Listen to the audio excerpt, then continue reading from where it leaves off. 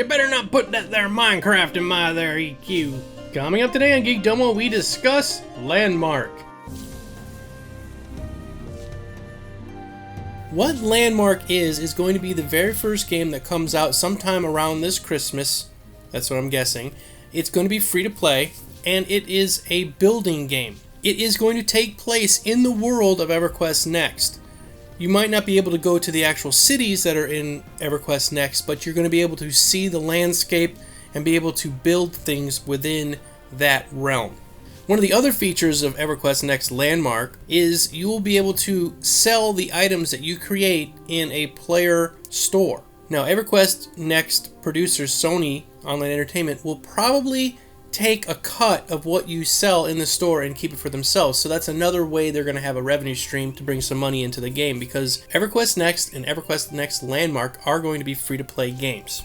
Now, there has been some confusion out there. Some people don't seem to get the concept that this game is going to take place in the same exact place that EverQuest Next is. It is. And people automatically assume that just because I can build something that it's going to be seen in the EverQuest Next world. It will not. It's going to be kind of your open sandbox. You're going to be on the landscape of EverQuest Next, and you're going to be able to build things and claim an area and call it yours. But when you build those things, they're going to be just in a private area that nobody else can see until the game goes live. This is to prevent people from making the Penis Tower of Doom or Mount Boob, which could probably happen anyway, from being in the actual EverQuest Next world. EverQuest Next is going to come out sometime later. It could be a year, it could be 6 months, it could be 2 years after EverQuest Next Landmark comes out. Because what they're going to be doing is working on the AI, working on the quest systems, working on all the other things that's involved with the game. EverQuest Next Landmark is just a big playground that we're going to get the chance to play in the game, in the actual environment with the engine and everything, and sort of get it all working. How EverQuest Next Landmark is just going to be an area where you can play with the actual world and do your thing. They did say they're going to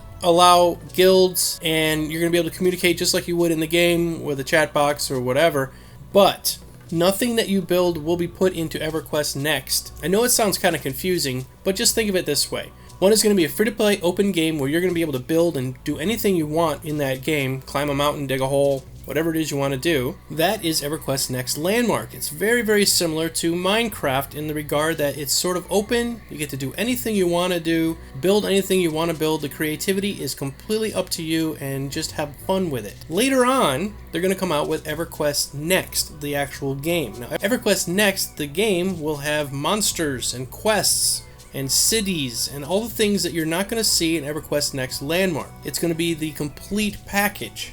Now, you'll be able to export items out from EverQuest Next Landmark into EverQuest Next through a voting system. How this system is going to work is they're going to ask for you to create an item. It could be something as small as like a cart for a horse, all the way up to something as big as a castle or whatever. And after they say that they want that item, you'll be able to put your name into the hat, and people can vote on it. And if your item is selected, it will then be put into the EverQuest Next world as a permanent thing. That's the difference between the two games. One's your personal sandbox that you can play around in, and the other one is the actual game where you will fight monsters, do quests, meet up with all of your friends, and all that. Now, something that you might not be totally getting yet, but maybe it'll click with a few of you, because of the SOE emote system that they're going to have in EverQuest Next. You'll be able to point a webcam right at your face. When the webcam is pointed at you, your character will emulate exactly your facial features. Why is that a big deal? Well, you'll be able to make a machinima. A machinima is where you act out certain things and you move the characters around and all that, and you put it all together into a video where you're telling a story or whatever. Before, you could only move the characters around and you couldn't ever make their mouth say or their face emote what you were trying to do, but now you can do that. And you'll be able to do that in EverQuest Next Landmark, which is pretty epic. And expect to see some shows from Geekdomo when that technology is released. Okay, so to wrap up, EverQuest Next Landmark is a free-to-play game that is coming out this winter, and you'll be able to build and play in it a lot like Minecraft, but with a lot more detail. There won't be any weapons, won't be any monsters. It's just going to be kind of a safe world for you to dig around, play, and just explore. EverQuest Next will come out sometime in the future. We don't have an exact date yet, and that is where everything is going to be your standard MMO. You'll be doing quests, fighting monsters, and all of that. Alright? So I hope that clears everything up for everybody. There's been a lot of confusion, and I understand why. There's two games with almost the same exact name, and they're coming from the same exact company, so what's the deal with them? So I hope this cleared it up for everybody. Thanks a lot for watching. I will talk to you all very soon. Until next time, this has been Geekdomo saying, see ya.